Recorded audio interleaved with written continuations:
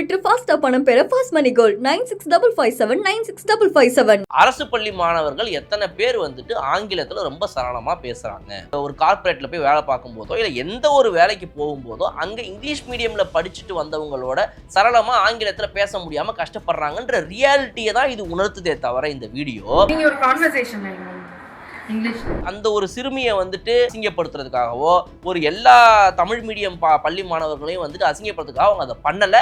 அது மாதிரி அந்த மக்கள் யார் இந்த வீடியோ நியூஸில் பார்த்தாங்களோ அவங்க அப்படி இதை புரிஞ்சுக்கவும் இல்லை. ஆனால் இதை திசை திருப்புறதுக்காக நீங்கள் என்னத்தை பண்ணி வச்சுட்டு போனீங்கன்ற இதுக்கு பதில் சொல்லுங்க அப்படின்னு கேட்குறாங்க. அந்த கேள்வி நியாயமான கேள்வியில் ரெண்டுமே அவங்க பண்ணதில் எனக்கு தவறாக படலை. ஒன்று, அங்கே இருக்கிற பள்ளி மாணவிகளுக்கு உண்மையாகவே இங்கிலீஷ் தெரியலை, அதை சொல்லிக் கொடுக்க வேண்டிய கடமை இருக்குது.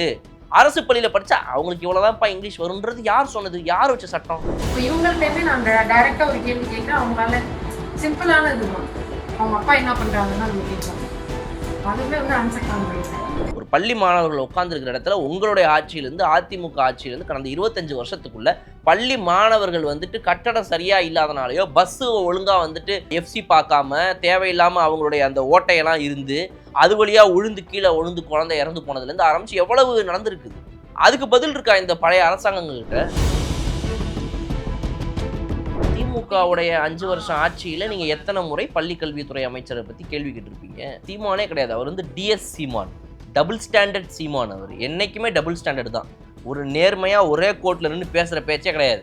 இன்னைக்கு ஒன்று அன்னைக்கு ஒன்று, இதில் ஒன்று அது அவர் டைலாக் தான் சார். ஒன்று அங்கிட்டு நில்லு இல்லை இங்கிட்டு நில்லு இல்லை நடுவில் நின்றுனா லாரி அடிச்சு அதே மாதிரி. இப்போ அவர் எங்கே நிற்கிறாருன்றது அவருக்கே தெரியல பாவம்.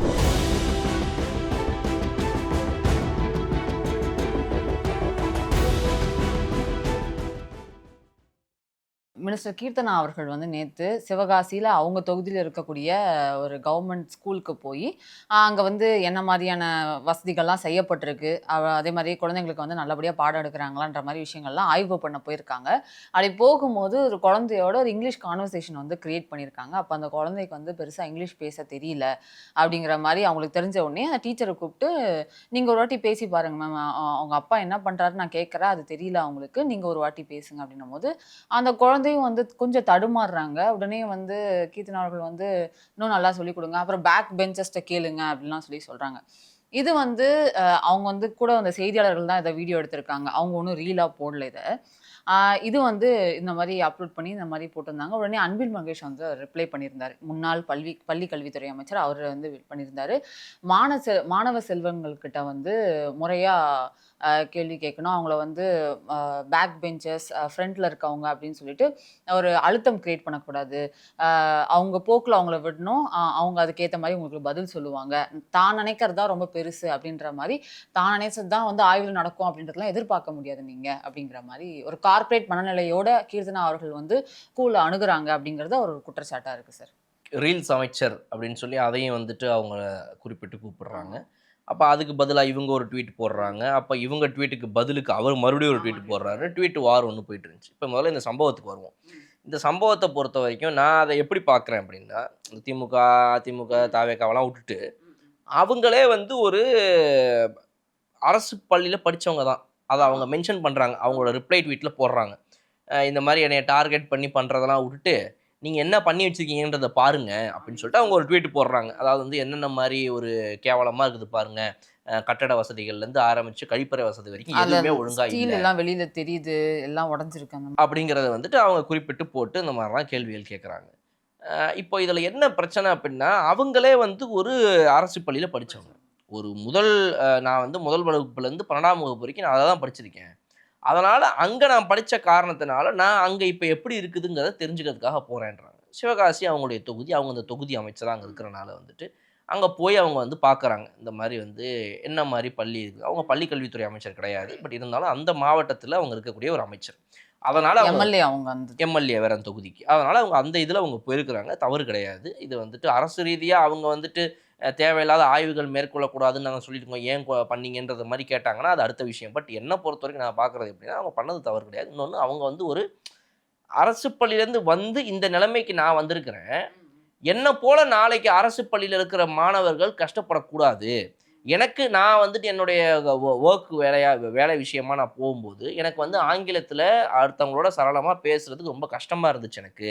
ஏன்னா நான் வந்து முதல் வகுப்புலேருந்து 12ஆம் வகுப்பு தமிழ் மீடியத்தில் தான் நான் படிச்சிருக்கிறேன் அரசு பள்ளியில். அப்படி இருக்கும்போது அந்த கஷ்டங்கள் இவங்களுக்கு வரக்கூடாதுன்றதுக்காக நான் சொல்கிறேன். அது வந்து எனக்கு அக்செப்டபுளாக படுது. ஓகே, ஸோ நான் பார்க்குறேன் என்ன போல நாளைக்கு நீங்களும் வந்து கஷ்டப்படக்கூடாது அப்படின்றதுக்காக கரெக்டான அப்போ உங்களுக்கு நல்லா தான் சொல்லித்தராங்களா? உங்களுக்கு இங்கிலீஷ் வந்து சும்மா கடமைக்குன்னு ஒரு இதுவாக சொல்லப்படுதா? இல்லை உங்களுக்குலாம் இங்கிலீஷ் நல்லா சொல்லித்தராங்களா? அப்படிங்கிறத வந்துட்டு இங்கே இந்த ஸ்கூலில் இங்கிலீஷ் மீடியமில் படிக்கிற பசங்க கிட்ட கேட்குறாங்க. அப்போ இந்த இங்கிலீஷ் படிக்கிற இந்த பசங்க எந்த அளவுக்கு படிக்கிறாங்க அப்படிங்கும்போது இவங்க கேட்குற ஒரு கொஸ்டினுக்கு அவங்களுக்கு பதில் சொல்ல தெரியல அப்படின்றத வந்துட்டு அவங்க அந்த இடத்துல வந்து பதிவு பண்ணுறாங்க. மறுபடியும் கேட்குறாங்க. மறுபடியும் அவங்களுக்கு தெரியலன்ன உடனே பாருங்க, அது வந்து எதுக்கு அப்படின்னா அந்த குழந்தைக்கு எதுவும் தெரியலன்னா அந்த குழந்தைய மட்டம் தட்டுறதுக்காக கிடையாது. ஆனால் இந்த குழந்தைக்கு இவ்வளோதான் தெரிஞ்சிருக்குன்னா அப்போ நீங்கள் இவ்வளோதான் சொல்லி கொடுத்துருக்குறீங்க அப்படிங்கிறத வந்துட்டு அந்த ஆசிரியை வந்து சொல்லக்கூடிய வகையில் தான் அது இருக்குது.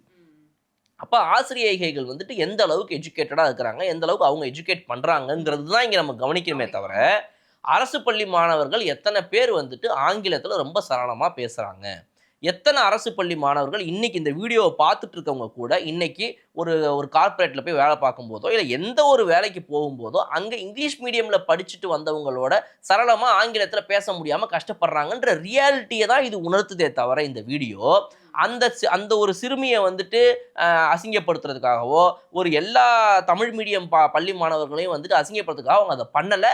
அது மாதிரி அந்த மக்கள் யார் இந்த வீடியோவை நியூஸில் பார்த்தாங்களோ அவங்க அப்படி இதை புரிஞ்சுக்கவும் இல்லை. ஆனால் இதை திசை திருப்புறதுக்காக ஒரு நேரேட்டிவ் செட் பண்ணுறாங்க. டிஎம்கேவுடைய யூஸ்வல் நேரேட்டிவ் இதுதான் இது, ரைட்டுங்களா? ஸோ இதை பார்த்த எந்த மக்களும் யோசிக்க மாட்டாங்க. ஆமாப்பா பாரு அந்த குழந்தைக்கு தெரியல, இது மாதிரி தானே நானும் அப்படின்னு அதை பார்த்துட்டு ஒவ்வொருத்தவங்களும் ரிலேட் பண்ணிப்பாங்க.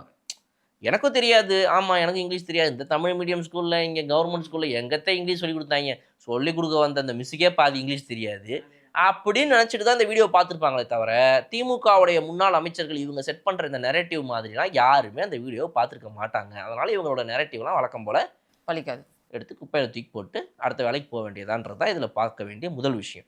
இதில் பதிலுக்கு பதில் வர வார் போகுது. அதில் வந்து இவங்க ரீல்ஸ் மினிஸ்டர்னு சொல்கிறதுலேருந்து ஆரம்பித்து அவங்கள வந்துட்டு நீங்கள் வந்து ஒரு கார்ப்பரேட் ஃபீல்ட்லேயே இருக்கிறீங்க, நீங்கள் வந்துட்டு அரசு பள்ளி மாணவர்களை வந்துட்டு நீங்கள் வந்து அவங்கள வந்து சிறுமைப்படுத்துறீங்க, அவங்களுடைய உள்ளுக்குள்ளே இருக்கிற அந்த ஒரு இன்ஃபீரியாரிட்டி காம்ப்ளெக்ஸை கிரியேட் பண்ணுறீங்க நீங்கள் அப்படின்ற மாதிரிலாம் இவர் ஒன்று போட்டு பார்க்குறாரு. நீங்கள் என்னையை பற்றி குறை சொல்கிறத விட்டுட்டு நீங்கள் என்னத்தை பண்ணி வச்சுட்டு போனீங்கன்ற இதுக்கு பதில் சொல்லுங்கள் அப்படின்னு கேட்குறாங்க.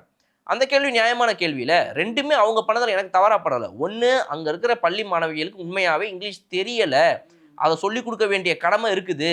அரசு பள்ளியில் படித்தா அவங்களுக்கு இவ்வளோதான்ப்பா இங்கிலீஷ் வரும்ன்றது யார் சொன்னது? யார் வச்ச சட்டம்? அரசு பள்ளி மாணவர்களுக்கு இவ்வளோ தான் இங்கிலீஷ் சொல்லி தரணும், அவங்களுக்கு இவ்வளோ இங்கிலீஷ் வந்தால் போதும் அப்படின்னா இது என்னங்க புரியலங்க எனக்கு. கவர்மெண்ட் ஹாஸ்பிட்டல்லேருந்து கவர்மெண்ட் ஸ்கூல்லேருந்து கவர்மெண்ட் பஸ்லேருந்து கவர்மெண்ட் எதெல்லாம் எடுத்து நடத்துதோ அது எல்லாமே இவ்வளோ கம்மியாக இருந்தாலே போதும். உனக்கு அதிகமாக வேணும்னா பிரைவேட் பண்ணக்கூடாது, உனக்கு எல்லாமே அதிகமாக வேணா நீ பிரைவேட்டுக்கு போய்க்கோ, இங்கே இருந்தால் இவ்வளோ தான் வரும் அப்படின்றத செட் பண்ணுற மாதிரி இருக்குது இப்போ முன்னாள் அமைச்சர் பேசுறது இல்லை. அப்போ அது சரியே கிடையாது. அது வந்து அவர் என்ன ஒத்துக்கணும் அந்த இடத்துல அப்படின்னா, ஆமாம் இங்கே இருக்கிற அரசு பள்ளி மாணவர்களுக்கு அதிகமாக தெரியலை அப்படின்ற உண்மையை ஒத்துக்குங்க. அவங்களுக்கு நாங்கள் சொல்லி தரது கிடையாது, அவங்கள வந்துட்டு அந்த அளவுக்கு வந்து மேம்படுத்துறதுக்கு நாங்கள் முயற்சிகள் எடுத்ததே கிடையாது அப்படின்ற உண்மையை ஒத்துக்கங்க. நீங்கள் அந்த உண்மையை ஒருத்தங்க வெட்ட வெளிச்சம் போட்டு ஓப்பனாக காட்டும் போது உங்களுக்கு அதை ஏற்றுக்க முடியல, அதை வந்து திருப்பி விட்றீங்க வேற மாதிரி அவங்க மேலேயே. அப்படியே இது வந்து நேரட்டிவ் செட் பண்ணுற கதைங்க. அதனால் வந்து இது வேலைக்கே ஆகாது. அவங்க கேட்ட கேள்வி நீங்கள் பதில் சொல்லணும். அவர் சொல்கிறீங்களே இவ்வளோ கட்டடங்கள் ஒன்றும் சரியில்லை, ஒரு பள்ளி மாணவர்கள் உட்காந்துருக்கிற இடத்துல உங்களுடைய ஆட்சியிலேருந்து அதிமுக ஆட்சியிலேருந்து கடந்த 25 வருஷத்துக்குள்ள பள்ளி மாணவர்கள் வந்துட்டு கட்டடம் சரியாக இல்லாதனாலையோ பஸ்ஸு ஒழுங்காக வந்துட்டு எஃப்சி பார்க்காம தேவையில்லாமல் அவங்களுடைய அந்த ஓட்டையெல்லாம் இருந்து அது வழியாக உழுந்து கீழே உழுந்து குழந்தை இறந்து போனதுலேருந்து ஆரம்பித்து எவ்வளவு நடந்திருக்குது. அதுக்கு பதில் இருக்கா இந்த பழைய அரசாங்கங்கள்கிட்ட? அதெல்லாம் விட்டுட்டு ஒரு பள்ளி மாணவி தமிழ் பேசுகிறவங்க இங்கிலீஷ்க்கு அதிகமாக நல்லா பேச தெரியலன்றதை ஒருத்தங்க எக்ஸ்போஸ் பண்ணி காட்டாங்களாமா, அதுக்கு அவங்க அசிங்கப்படுத்துகிறாங்கன்னு அப்படியே வண்டியை மாற்றி திருப்பி விட்டு வேற மாதிரி. ஸோ இது ஒன்றும் வேலைக்கு ஆகாது ஒரு மேட்ரு. இதுக்கு வந்து நாம் தமிழர் கட்சி சார்பாக இருக்கக்கூடிய சீமான் அவர்கள் அதுக்கு ஒரு ட்வீட் அவர் உள்ள வந்துட்டாரு. அவர் திடீர்னு எப்படி உள்ள வந்தாருன்னு தெரியல, அவங்க போட்ட ட்வீட்டுக்கு ஏஎம்டி பேசுறாரு அப்படிங்கிறது தெரியல. அவர் வந்து இந்த மாதிரி பள்ளி கல்வித்துறை அமைச்சர் ராஜ்மோகன் அவர்கள் வந்து என்ன பண்ணிட்டு இருக்காரு, அவர் வந்து தனியார் பள்ளிகளுக்கான அந்த என்ஓசி ரினியூவல் அதெல்லாம் கொடுத்தாரு இல்லையா சார், அது வந்து அதெல்லாம் பிரைப் வாங்காம தரணும் அப்படிங்கிற மாதிரி விஷயங்கள்லாம் பண்ணிட்டு இருந்தாரு. அவர் அதுக்கு மட்டும்தான் வந்து அமைச்சராக இருக்காரா? அரசு பள்ளிகளை கவனிக்கலையா? அவர் அரசு பள்ளிகளை எவ்வளோ பிரச்சனைகள் இருக்கு, கிட்டத்தட்ட 37,000 சம்திங் அரசு பள்ளிகள் இருக்கிறதாகவும் அதில் 52 லட்சம் மாணவர்கள் படிக்கிறாங்க, அவங்களுக்கான முறையான வசதிகள் வந்து இந்த தாவேக அரசு பண்ணி கொடுத்துச்சா? பள்ளி கல்வித்துறை அமைச்சர் வந்து ஏன் வந்து தனியார் பள்ளிகளுக்கு மட்டும் ஒன் சைடாக நடந்துக்கிறாரு?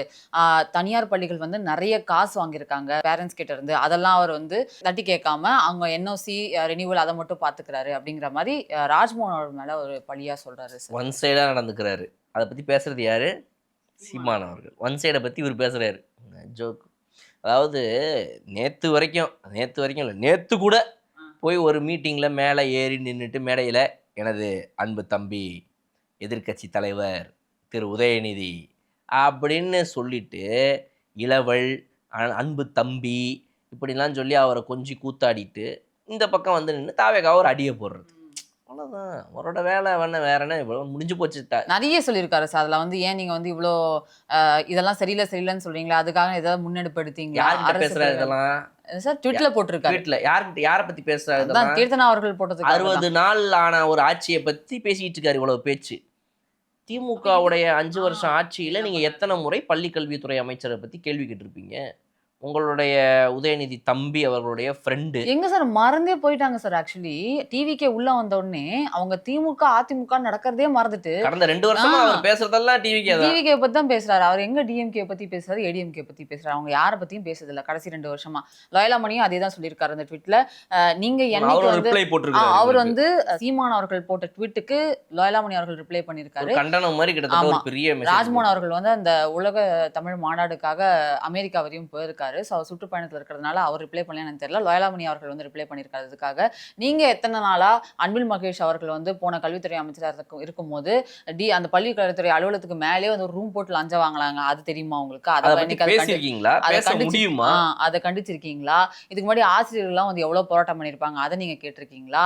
இல்ல நம்ம தமிழ் மாணவர்கள்ன்றீங்களே, உங்க குழந்தை எங்க படிக்க வைக்கிறீங்க? உங்க தம்பிகளை ஆடு மாடு மேய்க்க சொல்றீங்களே, நம்ம தமிழ் தேசியம் அப்படின்ற ஒரு நிலைப்பாடு எடுக்கிறீங்களே, உங்க பிள்ளைங்களை என்னைக்காவது ஆடு மாடு மேய்க்க சொல்லி அமுச்சுட்டு இருக்கீங்களா? பயங்கரமான ரிப்ளை கொடுத்திருக்காரு. அவர் எல்லாத்தையும் கேட்டிருக்காரு. நீங்க என்னைக்கு தமிழக வெற்றி கழகத்தை வந்து அடிக்க ஆரம்பிச்சிங்களோ அன்னைக்கே வந்து திராவிட கொள்கை தமிழ் தேசியம் அப்படின்ற ஒரு பிரிவே உங்களுக்குள்ள இல்லாம போச்சு. நீங்க எல்லாம் ஒரே டீமா தான் இப்ப செயல்பட்டு இருக்கீங்க அப்படின்றது. அவர் வந்து சீமானே கிடையாது. அவர் வந்து டிஎஸ் சீமான், டபுள் ஸ்டாண்டர்ட் சீமான். அவர் என்னைக்குமே டபுள் ஸ்டாண்டர்ட் தான். ஒரு நேர்மையா ஒரே கோட்ல நின்று பேசுற பேச்சே கிடையாது. இன்னைக்கு ஒண்ணு அன்னைக்கு ஒண்ணு, இதுல ஒண்ணு. அவர் டைலாக் தான் சார். ஒண்ணு அங்கிட்டு நில்லு இல்ல இங்கிட்டு நில்லு இல்ல நடுவில் நின்னா லாரி அடிச்சு. அதே மாதிரி இப்ப அவர் எங்க நிக்கிறாருன்றது அவருக்கே தெரியல. பாவம் காத்துல மிதந்துகிட்டு இருக்காரு. இப்ப இந்த பக்கம் போலாமா அந்த பக்கம் போலாமா அப்படி இல்ல. அவர் ரீசெண்டா இந்த பிரஸ் மீட் கொடுத்த மாதிரி தெரியல சார். ரொம்ப நாள் கழிச்சு அப்பியர் ஆனதே இந்த திருமண விழால தான். ரொம்ப நாள் கழிச்சு அந்த ட்வீட் வர்றதும் இப்பதான். அவர் முள்ளிவாய்க்கால் நினைவு நாள்லயே போயிட்டு தாவேக்காவை பத்தி 1 மணி நேரம் கழுவி ஊத்திட்டு வந்தவர். அவர் என்னங்க பேச போறாரு? ஸோ அவர் வந்து ஒரு அவுட்டேட்டட் பொலிட்டீஷியனாக மாறிக்கிட்டே போயிட்டு இருக்கிறாரு. அவரை தன்னை அப்டேட் பண்ணிக்கிறதுக்கும் தயாராக இல்லை. எந்த ஒரு வகையிலையுமே என்ன மாதிரி ஒரு பேரை சம்பாதிச்சு வச்சிருந்தாரோ அதுக்கு நிகராக இன்னைக்கு ஒரு செயல்பாடு அவர் செய்யறது கிடையாது. கம்ப்ளீட்டாக தன்னுடைய கட்சியவும் கட்சியில் இருக்கிறவங்களையும் எல்லாரையும் சேர்த்து மொத்தமாக திமுகவுடைய வாசலில் அடகு வச்சுட்டு திமுகட்டேருந்து அன்பை மட்டும் பெற்றுக்கொண்டு அந்த அன்புக்காக இவருடைய அன்பை செலுத்தும் வகையில் வந்துட்டு இவர் வந்து வேலை பார்த்துட்டு இருக்காரு.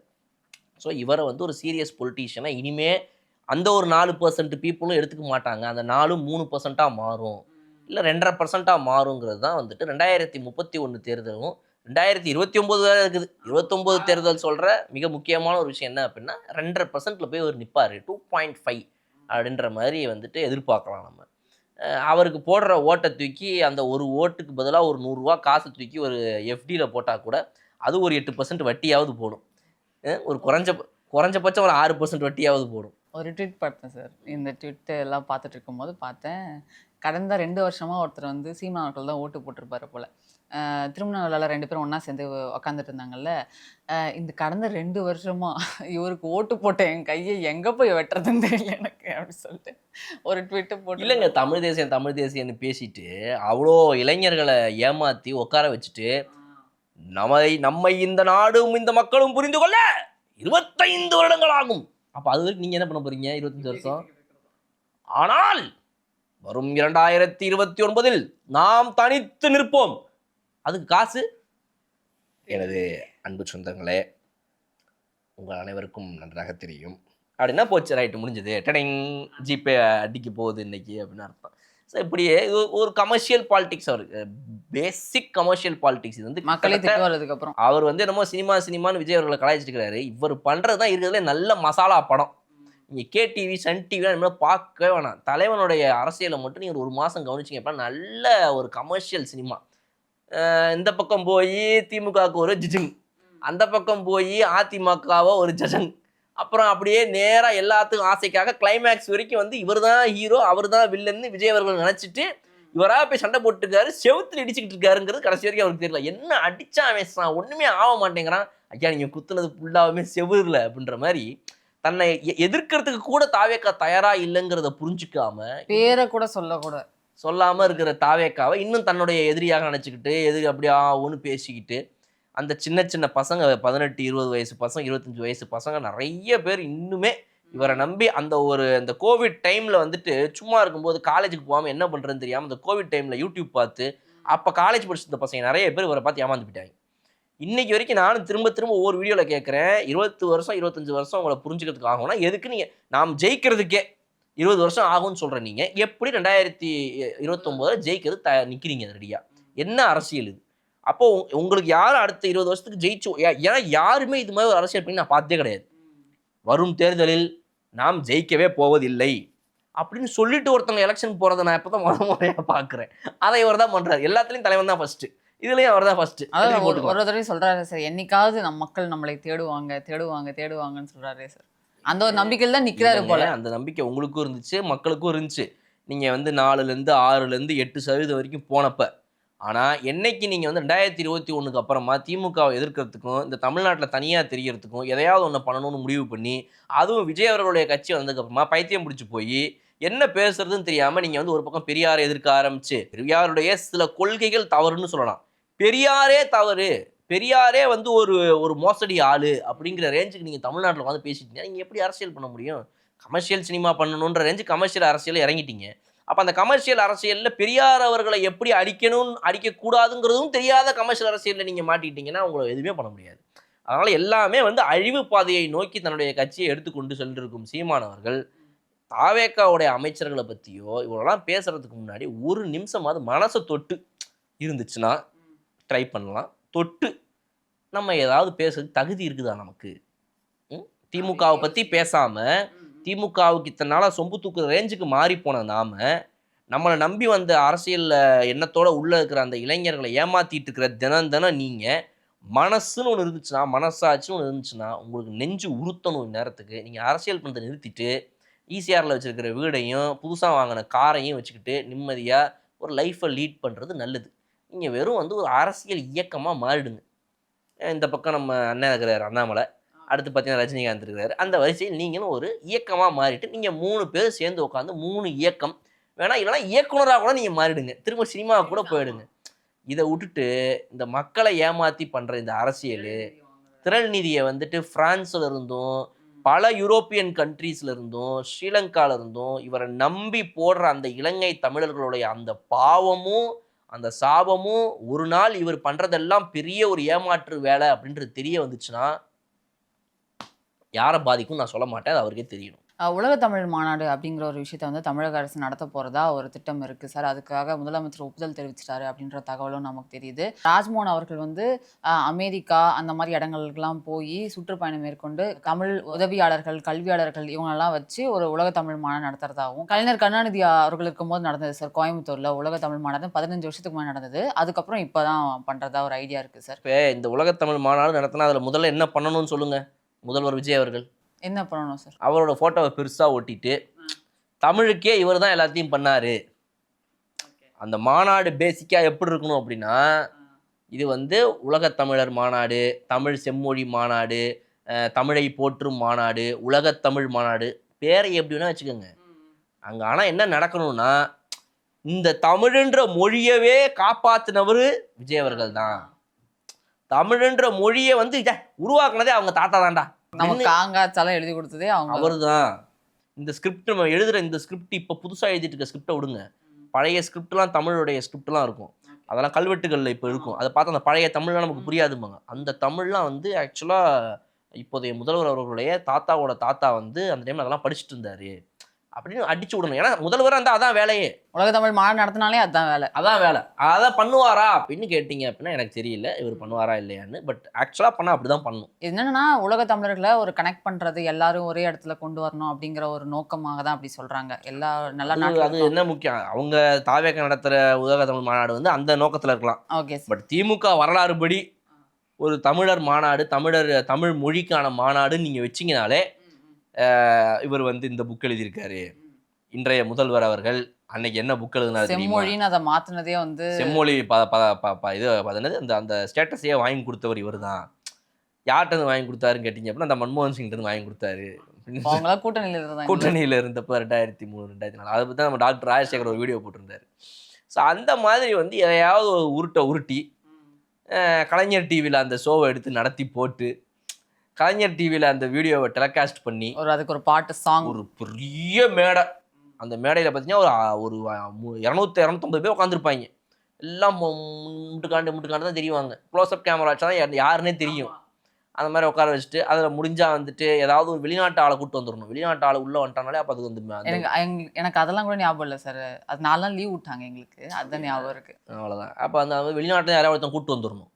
அவர் வந்துட்டு in our country Tamil a language is where Mr. Karunanidhi அப்படின்னு சொன்னாருன்னா அப்போ நமக்கெல்லாம் அப்படி ஆகிடும். அப்படின்னா வந்து என்னமோ பெரிய இது போலப்பா, வெளிநாட்டுலேருந்துலாம் வந்து இவரை பற்றி பேசிட்டு போகிறாங்க, அவ்வளோ பண்ணியிருக்காரு போல இருக்கு, பெரிய ஆள் தான் இருக்கு, ரொம்ப பெரிய ஆள் போலப்பா அவர் அப்படின்னு சொல்லி நான் கணத்தில் போட்டுக்கிட்டுப்பா அப்படின்னு பார்த்துப்பாங்கலாம். அந்த மாதிரி ஒரு ஏமாற்றி ஒரு உருட்டி எழுதுனது 4 புக்காக இருக்கலாம், 5 இலக்கியமாக இருக்கலாம், இல்லை வந்து ஏதோ ஒரு தொண்டுன்னு வச்சுக்கோங்களேன் தமிழுக்கு. ஆனால் இதுக்கு முன்னாடி இருந்த பாவேந்தர், பாரதிதாசன், பாரதியார் அவங்களெல்லாம் விட்டுருணும், திருவள்ளுவர் இவங்களெல்லாம் விட்டுருங்க. அவங்க எழுதின உலக பொதுமறையெல்லாம் பெருசு கிடையாது. கலைஞர் அவர்கள் வந்து செம்மொழின்ற ஸ்டேட்டஸ் கொடுத்தது தான், அதுதான் பெருசு. அதை வாங்கி கொடுத்தாருப்பா, அவர் தான்ப்பா வாங்கி கொடுத்தாரு. ரைட்டுப்பா, அவர் வாங்கி கொடுத்தாரு பாரு. யோயோ அப்படின்னு. அதாவது வேர்ல்ட்ஸ் கிளாசிக் லாங்குவேஜ்லேயே ஒன்று இந்தியா, தமிழ். வேர்ல்ட்ஸ் கிளாசிக் லாங்குவேஜ்லேயே ஓல்டஸ்ட் லாங்குவேஜ், கிளாசிக் லாங்குவேஜ் எல்லாமே தமிழ் தான். தமிழ். அதாவது வந்துட்டு அந்த கிரீக் லாங்குவேஜ், லாட்டின் லாங்குவேஜ்க்கு ஈக்குவலாக அதை விட அதிகம் தமிழ் அப்படின்னு சொல்கிற அளவுக்கு இந்த வேர்ல்ட்ஸ் ஓல்டஸ்ட் லாங்குவேஜ் இந்த 3 தான் சொல்லுவானுங்க. அந்த அளவுக்கு தமிழ் போயிடுச்சு, உலகமே சொல்லிடுச்சு இது வந்து உலகத்திலே வந்து ஒரு ஓல்டஸ்ட் லாங்குவேஜ்ப்பா அப்படின்னா சொல்லிடுச்சு. ஆனால் இந்தியாவுடைய ஓல்டஸ்ட் லாங்குவேஜ், இந்தியாவுடைய கிளாசிக்கல் லாங்குவேஜ் எது தெரியுமா அப்படின்னு சொல்லி ஒரு புது விஷயத்தை டாக்டர் மன்மோகன் சிங்கோடைய ஆட்சியில் காங்கிரஸ் காலத்தில் அப்போ கிரியேட் பண்ணி இந்தியாஸ் கிளாசிக்கல் லாங்குவேஜஸ், அதாவது இந்தியாவின் செம்மொழிகள் அப்படின்னு சொல்லி ஒன்று போட்டு அதுக்கு முதல் அவார்டை வந்துட்டு அந்த ஸ்டேட்டஸை வந்துட்டு தமிழுக்கு கொடுத்து டிஎம்கேவும் காங்கிரஸும் இதில் இருக்கும்போது பிரைம் மினிஸ்டர் கிட்ட சொல்லிட்டு பிரைம் மினிஸ்டர் மன்மோகன் சிங் அவர்களை இந்த மாதிரி ஒன்று கிரியேட் பண்ணி விடுங்க நம்ம செம்மொழின்னு சொல்லிட்டு. அது யாருக்குப்பா ஃபஸ்ட்டு கொடுக்கணும், எனக்கு தான் ஃபஸ்ட்டு கொடுக்கணும் நீங்கள். சரி ரைட் ஓகே இருந்தால் வச்சுக்க அப்படின்னு அதுக்கே நம்மளே ஒரு டீமை கிரியேட் பண்ணி ஃபார்ம் பண்ணி அதில் ஒரு இது பண்ணி அதை பற்றி தனியாக வீடியோவில் நம்ம போட்டிருக்கோம். டாக்டர் ராஜசேகரோட பேசி அந்த வீடியோவை நீங்கள் பார்க்க சொல்லுங்கள் ஆடியன்ஸு. ஸோ அப்போ அந்த மாதிரி வந்துட்டு இந்தியாஸ் கிளாசிக்கல் லாங்குவேஜ் ஸ்டேட்டஸை வாங்கி கொடுத்துட்டு ஏற்கனவே வேர்ல்ட்ஸ் கிளாசிக்கல் லாங்குவேஜ் உலகத்தின் செம்மொழிகளில் ஒன்று தமிழ்ன்றதை உலகமே சொல்லிட்டு இருக்கும்போது இந்தியாவின் செம்மொழிகளில் ஒன்று தமிழ் அப்படின்னு ஒரு ஸ்டேட்டஸை மட்டும் வாங்கி கொடுத்துட்டு நடத்துகிற ஒரு ஃபங்க்ஷனை நான் நடுவில் உட்காந்துப்பேன், சுற்றி ஒரு 400 பேர் உட்காந்துக்கிட்டு என்னையை பற்றி பேசிகிட்டே இருக்கணும் அப்படின்னு சொல்லி நடத்தினா இதுதான் வந்து அதுக்கு ஒரு பாட்டை வேற போட்டு அந்த பாட்டில் நடுநூறில் ஃபோட்டோவை காட்டி வெட்டி ஒட்டி ஸ்ருதிஹாசனை பாட அவ்வளோ பேர் பாடியிருக்காங்க. ஸ்ருதிஹாசன் மட்டும் எப்படி சார் ஞாபகம்? அவங்க தான் போவாங்க, அவங்க தான் ஹை பிச்சில் போவாங்க. அதுதான் வந்து ரொம்ப எல்லாருக்கும் ஏஆர் ரஹ்மான் மியூசிக் போட விட்டு எல்லாரையும் வச்சு ஒன்று பண்ணி அவ்வளோதான்டா, இதை வச்சு இன்னும் ஒரு 500 வருஷம் ஓட்டலாம் அவங்கள. நாங்கள் படிக்கும்போது 10th 12thலாம் அதுக்கு ஒரு 3-4 வருஷத்துக்கு முன்னாடி தான் செம்மொழின்னு அனௌன்ஸ் பண்ணாங்க. அந்த முன்னுரையில் இருக்கும், அந்த பாட்டே இருக்கும், ஃபுல்லாக பாட்டு லிரிக்ஸ் எல்லாம் இருக்கும், செம்மொழியான தமிழ் மொழி அப்படி சொல்லிட்டு. பட் நமக்கு நான் சுத்தியாசம் பாடுவாங்க, இல்லை பாட மாட்டாங்க. ரைட். டிஎம்கே ஃபைல்ஸ் வெளியே வரப்போகுது, பார்த்துக்கிட்டே இருங்கண்ணே. அண்ணே வந்துக்கிட்டு இருக்குதுங்கண்ணே, கண்டிப்பாக நிச்சயமாக இந்த வீடியோ ஓப்பன் சேலஞ்ச் விடுறாங்கண்ணே, கண்டிப்பாக வருதுங்கண்ணா அப்படிம்பாரு. என்னங்கண்ணா வருது அண்ணா? கண்டிப்பாங்கண்ணா ஓப்பன் சேலஞ்சுங்கண்ணா, எல்லா திமுக அமைச்சர்களை பற்றி இருக்குன்னா ஒவ்வொன்றா ரிலீஸ் பண்ண போகிறாங்கண்ணா அப்படின்னு சொல்லிட்டு எதையுமே ரிலீஸ் பண்ண கடைசி வரைக்கும் 41 குடும்பங்களை வந்து சந்திக்கக்கூடாது அப்படின்றத நாங்கள் நினைக்கிறோம். பட் இன்னைக்கு வந்து கோர்ட் உத்தரவு தள்ளுபடி பண்ணிட்டாங்க வேணாம் அப்படின்னு சொல்லிட்டு. வரப்போ ஆடிக்கு இன்னும் 1 மாதம் இருக்குது, இப்போவே தள்ளுபடி பண்ணிட்டா என்னன்னு எனக்கு புரியும். ஆடி மாதம் போய் எங்கே புலம்புறது? எங்கே புலம்புறது, இந்த எல்லா தள்ளுபடி இப்பயே கொடுத்துட்டா. இப்போ யாரும் திமுக வெளியே வந்து டான்ஸ் ஆடிலாம் பண்ணலையா? we are educated people. திமுக காரங்க இப்போ பண்ணியிருந்துருக்கணுமே. அவங்க ஏன் சார் பண்ணணும்? தோற்று போயிட்டோன்றதுல தங்கம் விற்று ஃபாஸ்டா பணம் பெற ஃபாஸ்ட் மணி கோல்ட் 9655796557.